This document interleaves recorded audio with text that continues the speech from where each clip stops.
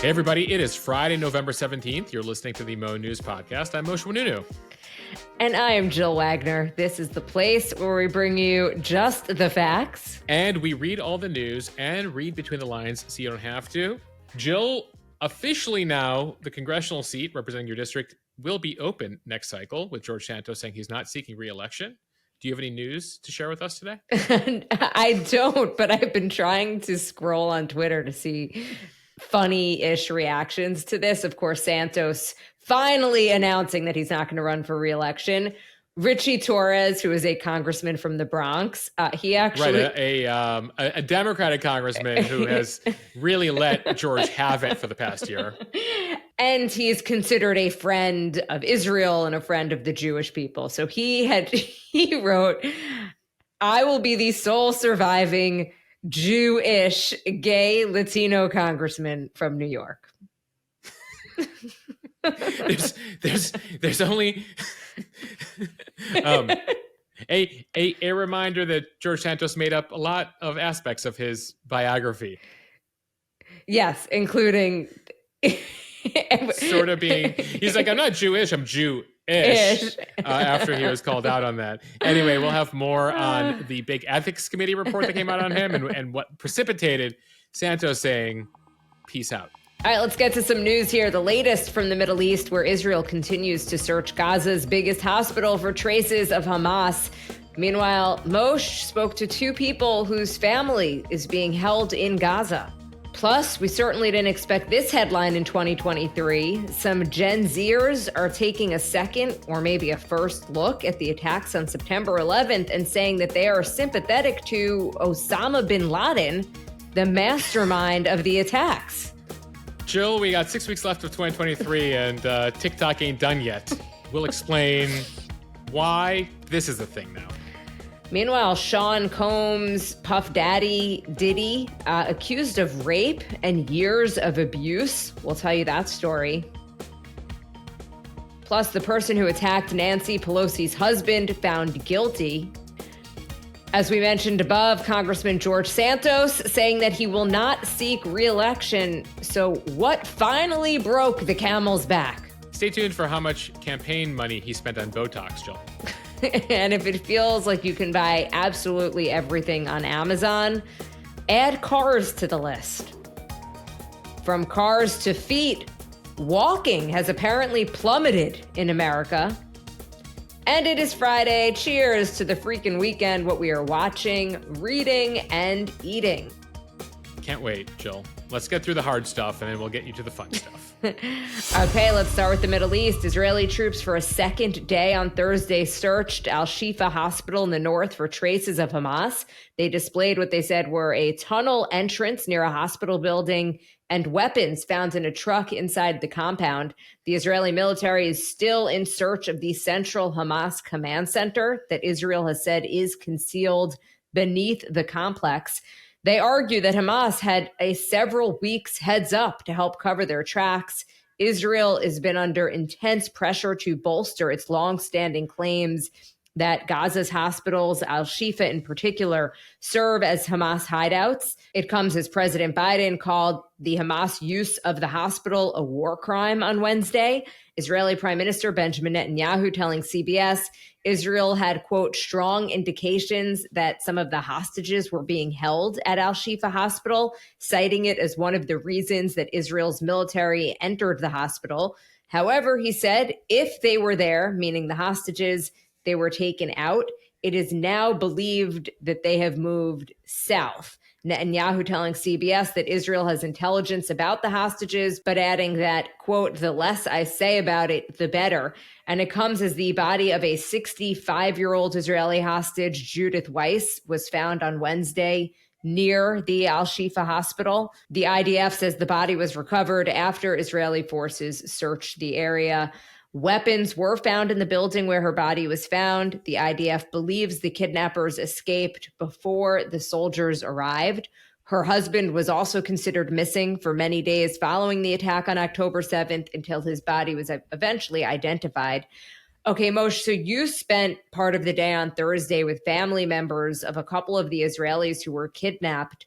What can you tell us?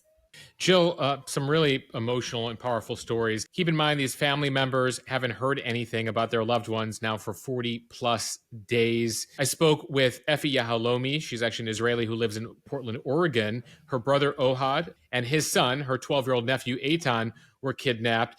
She told us a remarkable story of the family, including how the entire family was kidnapped separately. In fact, her sister-in-law, their 10-year-old daughter, and their 20-month-old daughter were put on one motorcycle, brought pretty near the Gaza border. That's when a firefight broke out with the Israelis. The sister-in-law, the 10-year-old, and then the mom carrying the 20-month-old were able to escape. They were able to make it back to their home, only to then realize that her husband, the father, and the 12-year-old were kidnapped and taken to Gaza.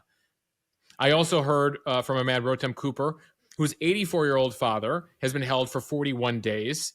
And notably, his mother, Nurit Cooper, 79, was one of the 4 hostages who's already been released by Hamas. So he described what she's told him so far about the experience. We're going to be putting together a special episode, but I want to play a clip to just give you a sense of a bit of what we heard. This is Effie Yahalomi, again, the woman whose brother and her 12-year-old nephew are currently being held in Gaza, just discussing what it's like to wake up every morning. I can't even, it's just impossible to handle, truly. It's impossible to understand that this is actually, I feel that I'm talking about it and I'm telling a story that is not related to me. It's impossible to understand that this is actually the reality. I'm emotionally in a roller coaster. Sometimes hopeful. Most of the time, I'm trying to think positively. I'm trying. I imagine how they come back, and I plan what I'm going to tell them, how I'm going to hug them, and that's what keeps me, you know.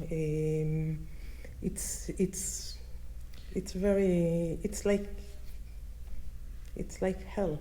Moshe, so incredibly emotional, as she says, kind of like this roller coaster, but it is amazing that she's managing to hold out hope. Yeah, that she's thinking about what she's going to tell them when she sees them again, how she's going to hug them. It's the only thing that she says keeps her going. It was interesting in speaking with her. She's like, I can't watch the news. I can't see the headlines. I can't have false hope. I'm living in the reality that I'm living.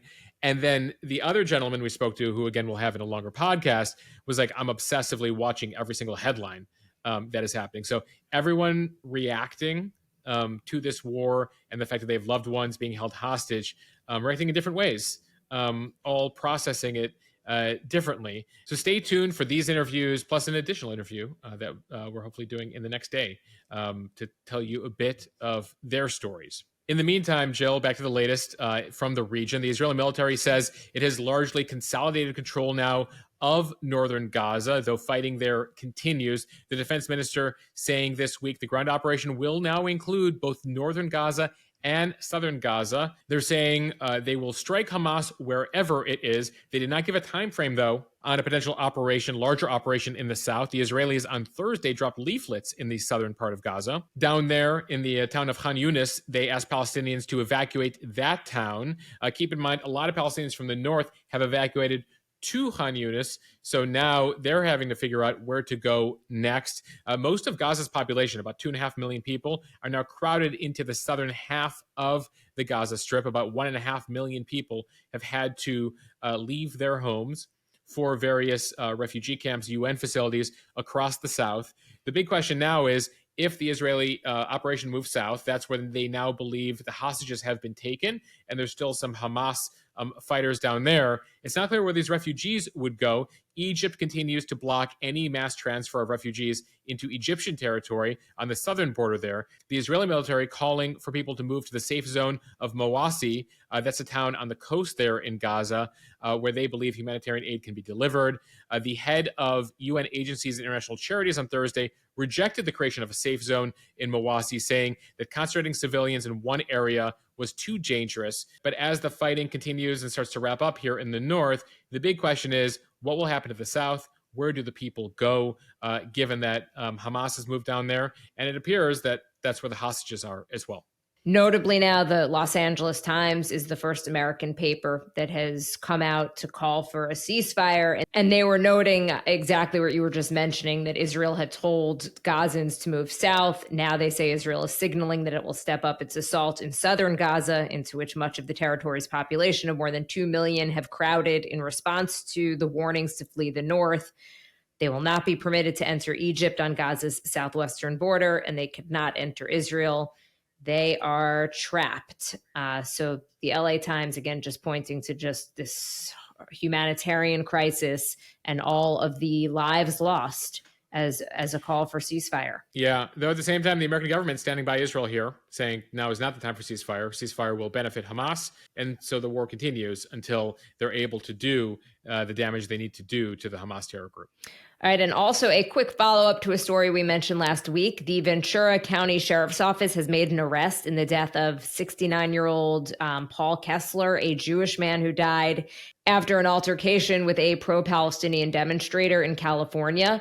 50-year-old Loe Abdel Fattah Al-Naji of Moore Park was arrested Thursday morning on a charge of involuntary manslaughter. He is being held on $1 million bail. Authorities say Kessler died from a severe head injury after an altercation with Al-Naji during dueling protests. After the incident, the Jewish Federation of LA said that Al-Naji had struck Kessler in the head with a megaphone.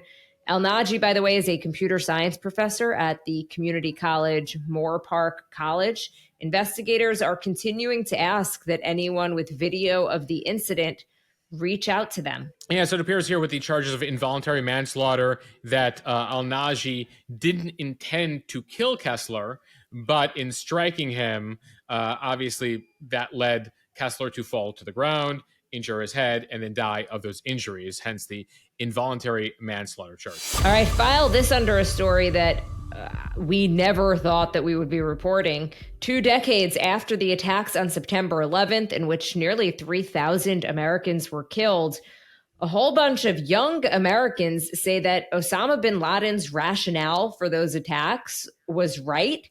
It is a trend that started on, you guessed it, TikTok. After the attacks, Osama bin Laden, the al-Qaeda leader behind September 11th, laid out his attempted justification for the terror attack in what he called his, quote, letter to America.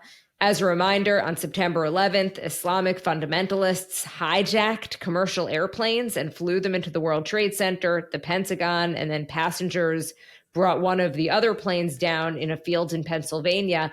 So fast forward to this week, TikTokers found a translated copy of bin Laden's letter published by The Guardian back in 2002. And so there's now this whole new generation of people, many of whom are currently debating the U.S. role in the Israel-Hamas war and learning about that as well through influencers on TikTok, who are now weighing in on bin Laden's letter. Some are saying that they are having a, quote, existential crisis and will never see geopolitics the same way. Some outright saying that they agree with bin Laden's justification for the attacks. And if you think that this is just a fringe group of people on TikTok, as the app is currently claiming, many of these posts have millions of views. TikTok saying, quote, content promoting this letter clearly violates our rules on supporting any form of terrorism. We are proactively and aggressively removing this content and investigating how it got onto our platform. Moshe, I read the letter. You read the letter. We broke it down on the Instagram account. So let's, I guess, unfortunately, go through what is in it. I feel like our Mo News podcast audience doesn't necessarily need an explanation of why bin Laden shouldn't be given too much sympathy And we should explain, by the way, this one letter that this TikToker found, these other TikTokers found, bin Laden put out hundreds of videos and letters that we both covered in our various journalism jobs after 9/11, explaining why he was doing what he was doing. These are effectively rants with a whole variety of things mentioned. It does not appear like these TikTokers actually read the whole letter they claim to have read, because this is what it included, among other things. Bin Laden attacks America because he disagrees with U.S. foreign policy in the Middle East, support for Israel, and allowing, as he says, the Jews to control the world, the media, and the banking system. He justifies the killing of civilians, referencing that America is sponsoring violence against Muslims in Palestine, Somalia, Chechnya, Kashmir, Lebanon, economic sanctions in Iraq. Now, again, these are stances of American foreign policy. You can certainly take issue with it. People have during that time and in the years since. But let's continue as to what bin Laden says here. He calls out U.S. hypocrisy for allowing Israel to occupy the Palestinian territories. Clearly, that's what caught the attention of many of these TikTokers who are like, ooh, he mentions Palestine. We're into this. So they pick that part up. Fine. But for them to say they read the whole letter, clearly they did not. Because there's rampant anti-Semitism in the entire thing. The Jews controlling the banking system, international puppet masters of the UK, the US, controlling everything. By the way, we should mention bin Laden mentions Palestine a lot in many of his videos and letters. He never did anything for Palestine. He just liked to use them as a rhetorical advice. He then goes on to justify 9/11 over and over again, saying that basically America deserves it for its foreign policy. And then we get to the next page, which is his call for what needs to be done to end his war. Number one, everyone in the world needs to convert to Islam immediately. No Christianity, no Judaism, no Hinduism, none of that. Second thing, America, reject the separation of church and state. You must convert to Islam. You must reject immoralities, fornication, homosexuality, drinking, gambling, and so there's all of that. And then trading and banking with interest, what he calls usury, which is against the Quran. So let's kill most of the capitalist system. He then continues on the premarital sex thing, the drinking thing, the drugs thing, the gambling thing, the banking thing, etc.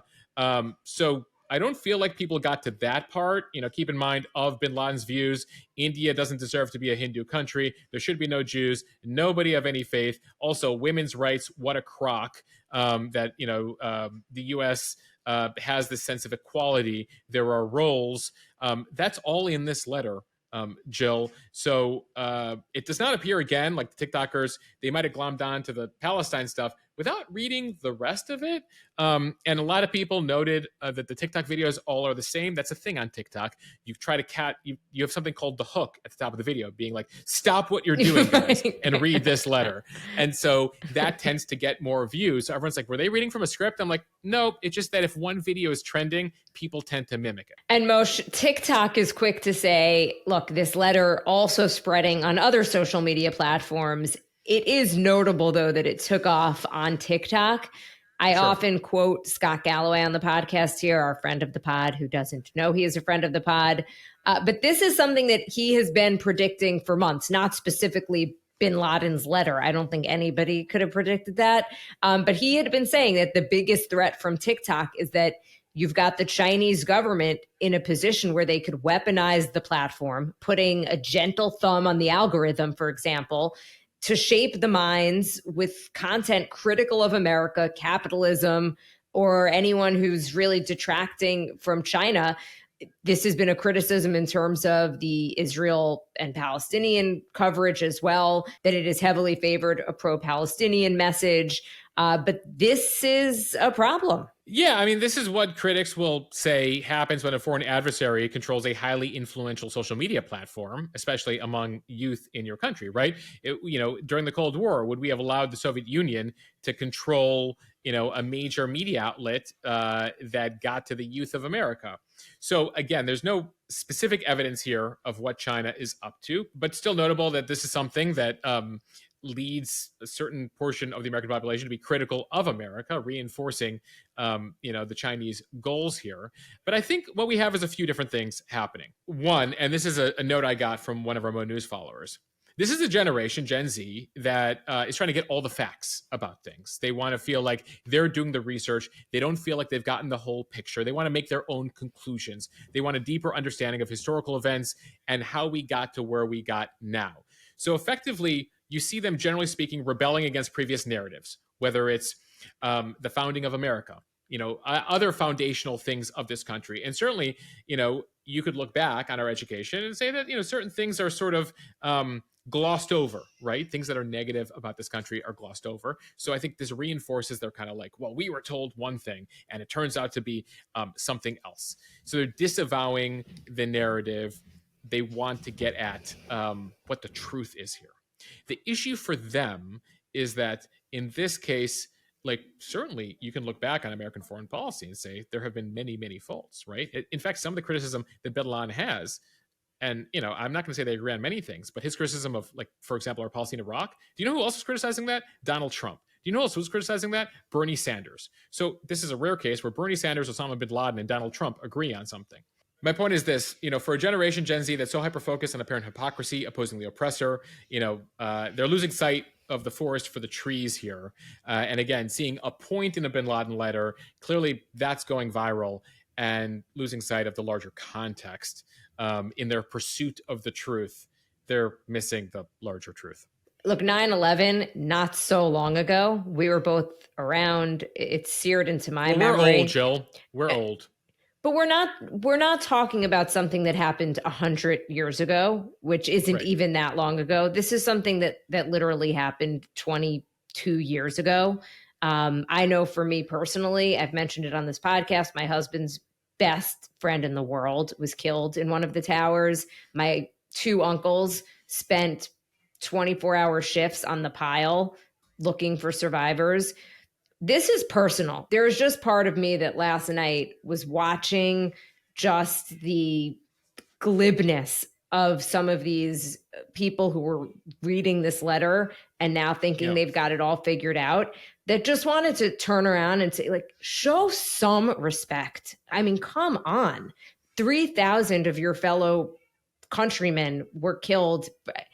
I don't know. They don't know that. They feel like, everything is a conspiracy and everything's been sugarcoated. And the real truth is that, America sucks and we need to, and they've got a steady diet of that, right? That, ultimately, that's something that, that for some of them is like part of their basic creed, is part of like their basic philosophy.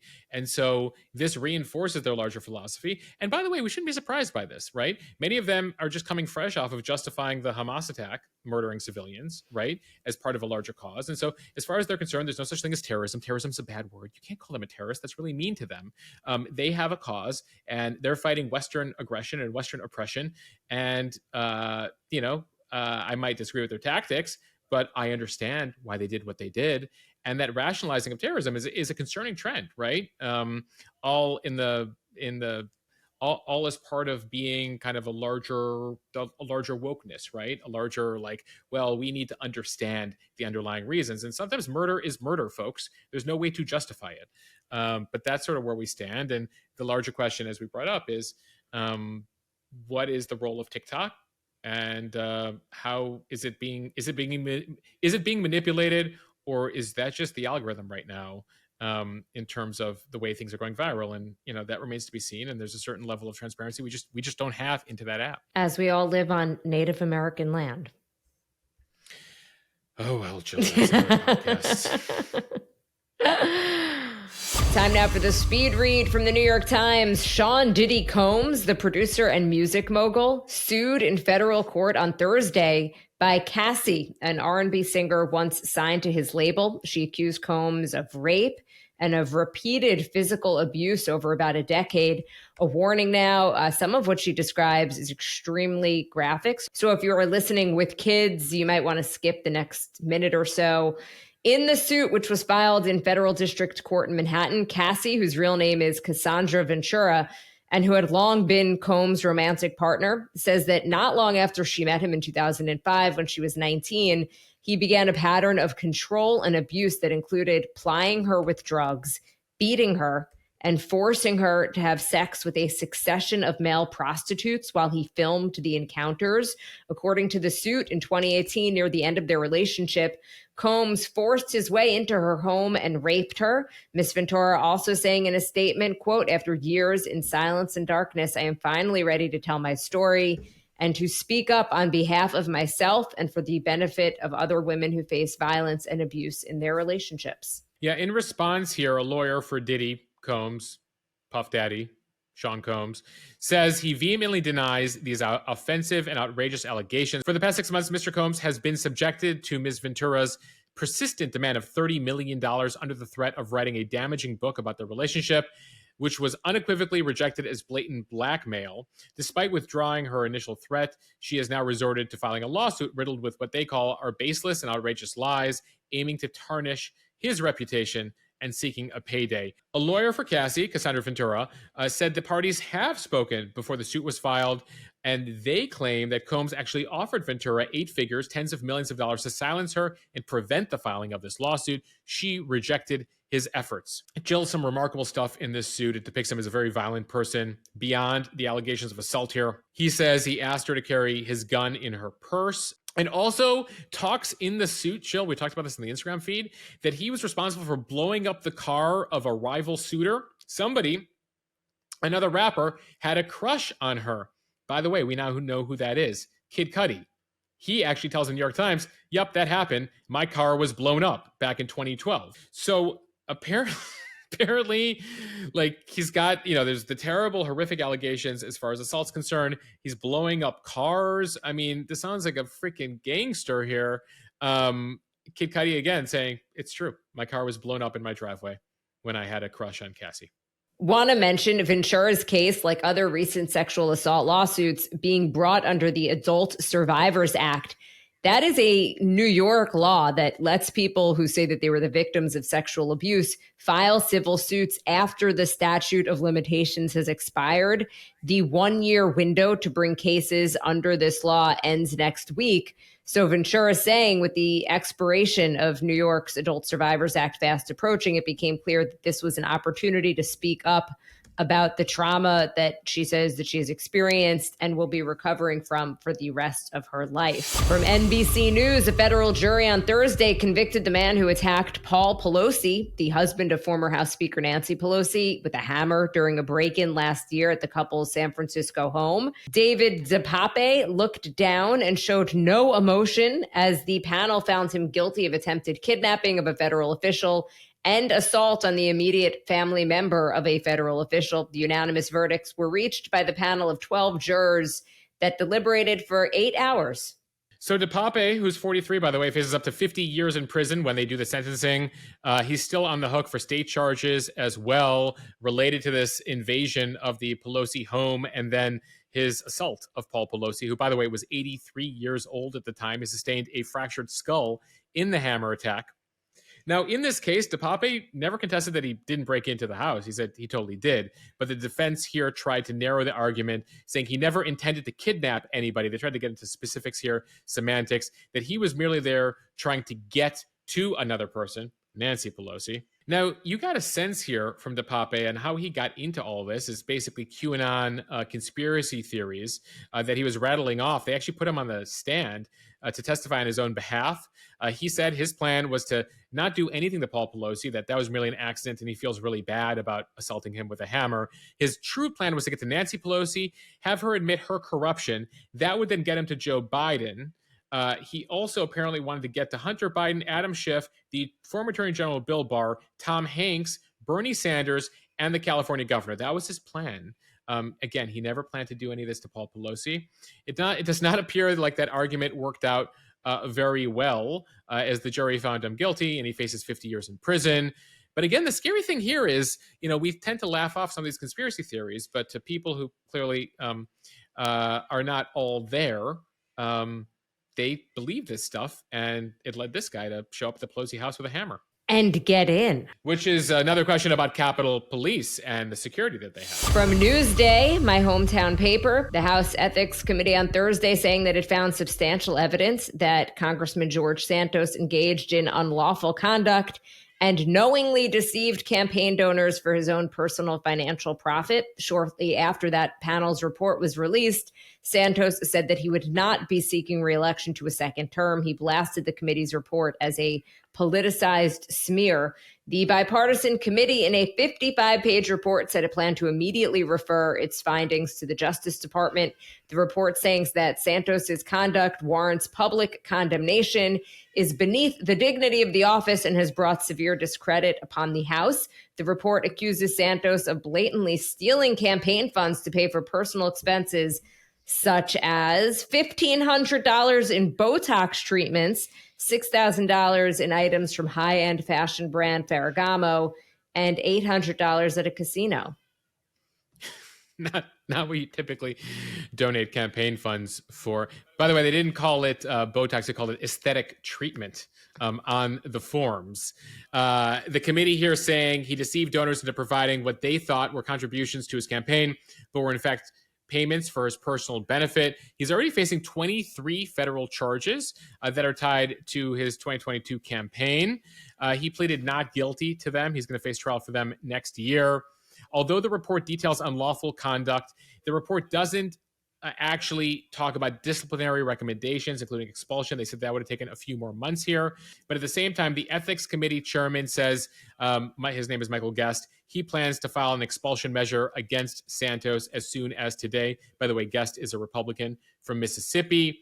There's already been a couple attempts to expel him. Now with this Ethics Committee report, that might put people over the edge here. Speaker Mike Johnson put out a statement on Thursday saying he's looking for feedback from his caucus on exactly how to proceed with Mr. Santos. Santos, of course, hoping that by saying he's not going to run next year, that they'll let him stay until his term is done a year from January. I was listening actually to an interview, Moshe, with the governor of New York, Kathy Hochul. She just says he's got to go immediately, which would basically prompt her to have to call for a special election. Right. She could do that within about 10 days. And then there could be an election within about, I think it was 70 days, which means that in a sense, there could be two elections in a year. Yeah. Jill, you'll get to vote for Congress twice in the next year. Oh, good. Good. From CNBC, Amazon next year will allow auto dealers to sell cars through its site, starting with South Korean automaker Hyundai. The company has slowly muscled its way into the car buying business over the years, launching digital showrooms on its site for shoppers to research and compare vehicles, but not to purchase them directly through Amazon. Consumers can also buy car products like replacement parts through its site. Starting next year, Amazon will let shoppers purchase a new car online and then pick it up or have it delivered by their local dealership. Consumers will be able to search for available vehicles in their area, make a selection, then check out on Amazon using their preferred payment and financing method. One of the more expensive purchases you might ever make on Amazon. I'm thinking of you with that story about how, didn't you say you accidentally ordered like 400 boxes way too many of Pop-Tarts. Pop-Tarts? Yeah. Whoops, yeah. A car. Yeah, definitely be sober if you're playing on Amazon and you have a car in your basket. The company is saying that the new feature will create another way for dealers to offer convenience to their customers. Amazon CEO Andy Jassy saying the partnership with Hyundai will change the ease with which customers can buy vehicles online. As part of the deal, Hyundai will also include Amazon's Alexa voice assistant in its cars starting in 2025. Yeah, so what's interesting here is shoppers will be able to buy cars on Amazon, but the dealer will still be the end seller. Dealers still manage this. Traditional automakers like Hyundai have complex relationships with dealers that are backed in many states by laws that make it difficult or illegal to bypass franchise dealers. Dealers have a very strong lobby, Jill, and they've maintained this stranglehold on the car business for a long time. One company that has broken that is Tesla. They don't go through dealerships, right? You buy directly through Tesla. So some of the EV market have been trying to break through on the dealer front. But for now, even if you're buying a car on Amazon, it appears you're going to still be doing it through a dealership. From Axios, there has been a staggering decline in the amount of walking Americans are doing. The number of annual average daily walking trips dropped 36% in the U.S. between 2019 and 2022, according to some new data from Streetlight. The report says that in every metro and state that Streetlight analyzed, walking trips declined over their 3-year period by at least 20%. Streetlight measures travel behavior based on anonymous data from mobile phones, vehicle GPS systems, and more. For the analysis, one walking trip is any trip taken by foot that is more than about 820 feet from start to finish. New York City, no surprise, ranking highest among the top 50 U.S. metro areas by annual average daily walking trips per capita. Just behind New York, Orlando, Vegas, and San Diego among the top walking cities. At the end of the list, and tied for last place, Boise, Idaho, Ogden, Utah, and Portland, Oregon. Right now going against the trend, meaning people are walking more, LA, San Diego, and Modesto, all in California. That's where they saw an increase in daily walking trips. And so, Jill, notable that LA is on the list. In LA, as a New Yorker, I often go there and, ask if I can walk somewhere, and people are like, you could. We don't walk in the city. We can drive you there. As far as additional numbers here, walking and biking accounted for just 10% of overall trips in 2022. That is down from 14% in 2019. And so they're trying to get to the bottom of this. Obviously, a lot of this, they point to remote work, that people are walking a lot less because many more people are working from home, commuting less. One other part of it could be the downtown story, the urban story. If a city has fewer restaurants, shops, etc. open, there's less reason for locals and visitors to have a walkabout, as they say. So, though at the same time, we'll tell you, and we've told you this on the pod before, walking important part of the 8 ways you can live longer, I think, Jill, in our pod last week. So get out there and start walking again. Good for your mental health also. Oh, yes. I think there's a lot of people, Jill, who listen to this podcast on their daily morning walk. So hello to all of you. All right, Moshe, it is Friday. Cheers to the freaking weekend. Time for what we are watching, reading, and eating. Kick it off. What are you watching? So over the summer, we got to Barbie, but I never got to see Oppenheimer, which probably shocks people because it's a historical movie, etc. I'm into the subject matter. I never got to it. Well, guess what? On Tuesday, it begins streaming on Apple, Amazon, and a variety of platforms. So I'm looking forward to the 3-hour-plus movie from the comfort of my couch. Jill, what are you watching? Season 4 of For All Mankind out on Apple TV Plus. One of my favorite shows, actually. So I'm looking forward to it. And we should note the last season of The Crown also out this weekend.